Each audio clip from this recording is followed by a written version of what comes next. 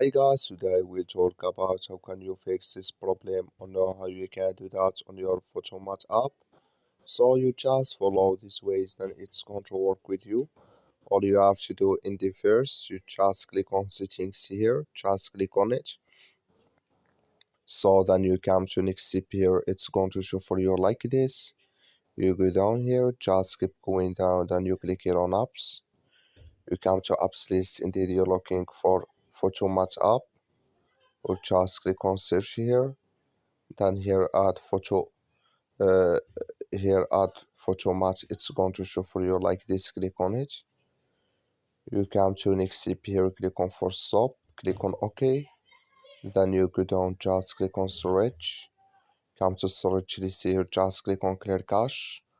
Then all you have to do, so you just go to your Play Store, click on it here. So then here you search for Photomath, it's going to show for you like this. You will find here update, click on it, then it's going to work with you.